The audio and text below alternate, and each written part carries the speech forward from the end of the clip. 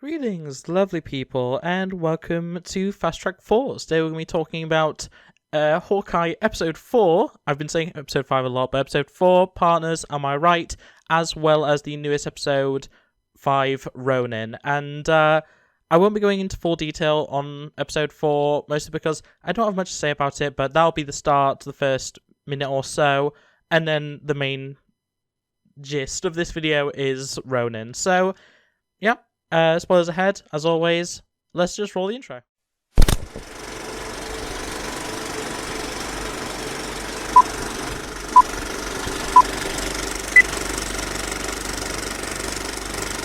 So jumping right into episode 4, Partners, Am I Right?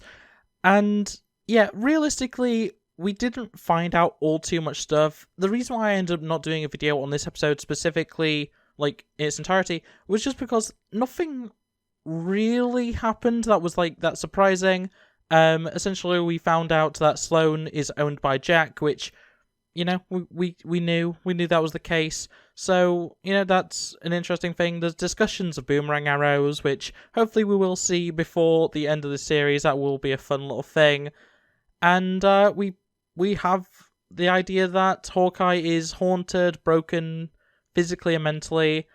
It's interesting, to say the least, and quite honestly, it was a good episode. I did really enjoy it. The highlight was definitely with Yelena, the Black Widow, you know, Romanoff's sister, appearing. I love that character in Black Widow in the actual movie, and luckily we do actually get more of her in episode 5, but yeah, when it comes to episode 4, it was plenty of really good stuff. Just nothing that really stood out all too much to me. It was very much just an episode of take a breather, have a rest, you know, enjoy some Hawkeye content without having to, like, care too much about it.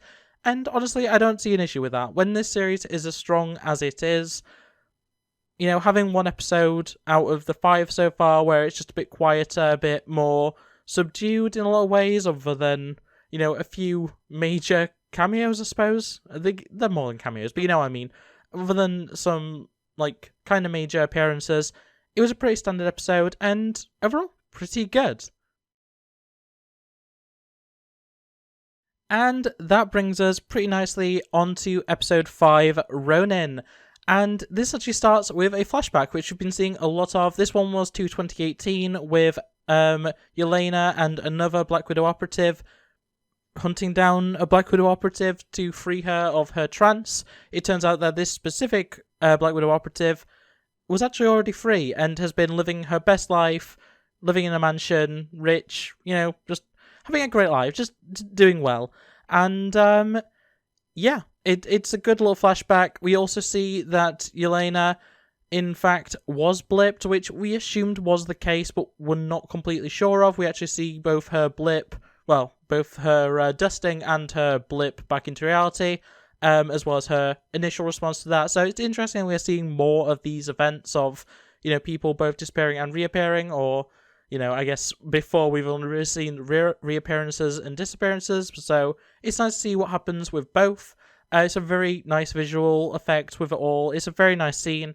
And yeah, it just reintroduces Yelena for those that, you know, it probably has been a little while for most people since Black Widow, and obviously if Black Widow had actually released when it was supposed to, it would have been an even longer amount of time. So it's nice that they had a little recap of the kind of character that Yelena is, her mission, her relationships and stuff like that.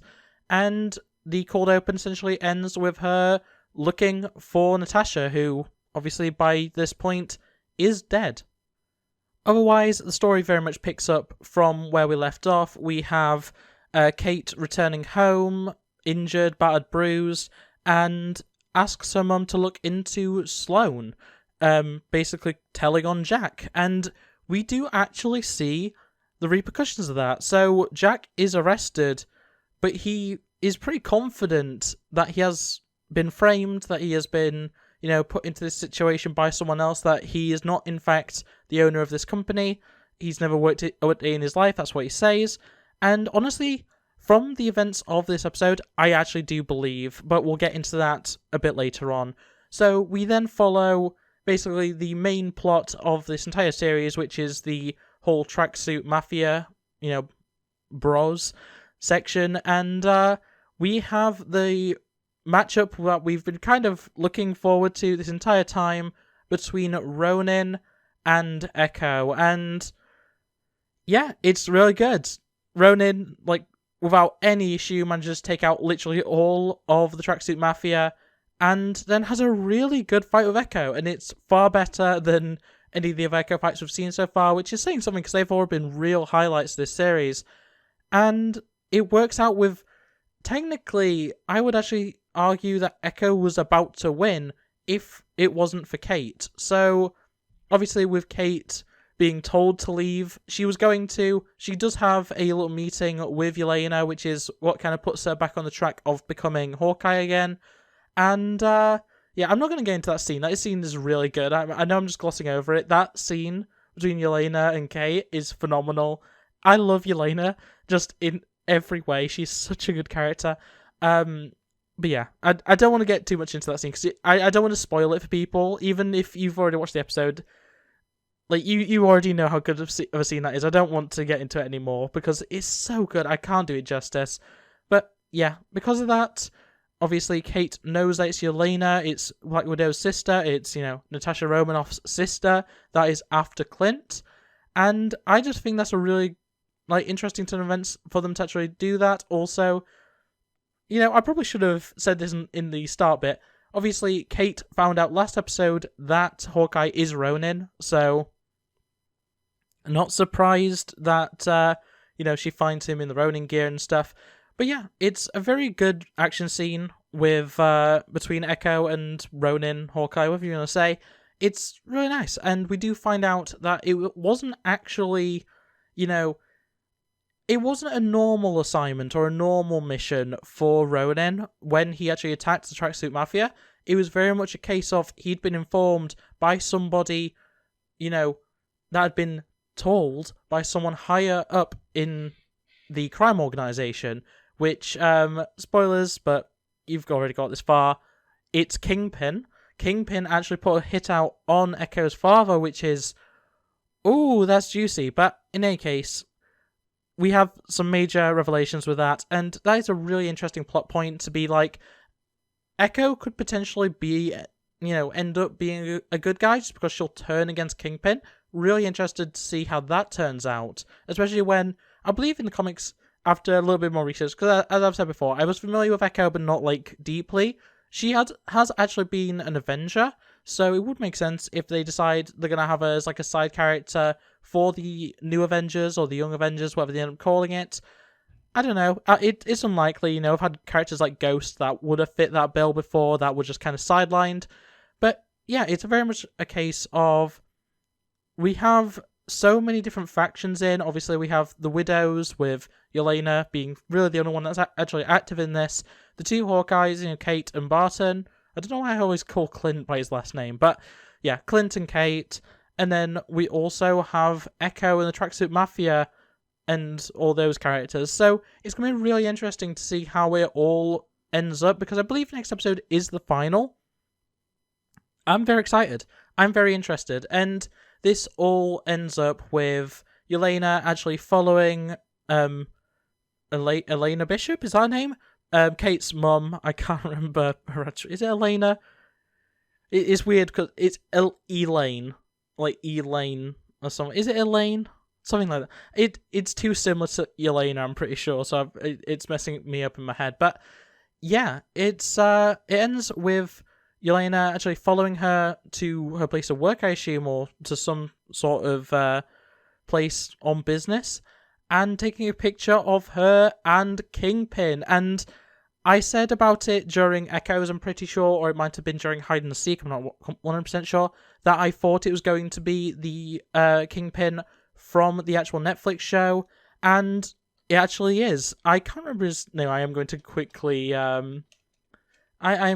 quickly going to Google his name live, because I'm really bad at this. But Vincent D'Onofrio. I do believe it is actually Vincent D'Onofrio. We have a very blurry cell phone pic that's then recorded off of a phone, so that's the kind of image that we're working with. But it is definitely Kingpin. Hawkeye says as much, that it is definitely Kingpin, and it looks enough like Vincent D'Onofrio that I honestly do think it is actually the Netflix Kingpin, which is amazing and also opens the floodgates for so many other characters. Characters like Daredevil and obviously Punisher are like perfect casting. Like, so few people have issues with those casting that it would almost make no sense for them to recast them. And, you know, they can perfectly explain that, like, oh yeah, the Daredevil series and, you know, the Punisher series, they're canon, but anything that connects them, any crossover events, no, because we're using different actors for certain other members. Like, obviously, Iron Fist is going to be recast. If he ever comes back, he is going to be recast. But, yeah, it does open the floodgates for all these different characters, for Daredevil, for Punisher. Just, I'm really excited of this, and next episode we're most likely going to see whether it is definitely Vincent D'Onofrio. I haven't checked the credits, he may actually be in the credits. But we'll see. We'll see. Vincent D'Onofrio is the Punisher to me. Like, when I think of live-action Punishers, at least, it's either him or the guy from the Daredevil movie. I can't remember his name. I'm going to quickly Google that as well, because I cannot remember. It's 2003, I think, Daredevil? Michael Clark Duncan. He's obviously an amazing actor, and I'd love to see him come back. Obviously, it's very clear that it's not going to be Michael Clark Duncan from the picture. So yeah, Vincent D'Onofrio, I'm very excited. Hopefully it is actually him. If it's not, it's just a guy that has, you know, a striking resemblance. I'm not going to complain. You know, having Kingpin in this universe is amazing.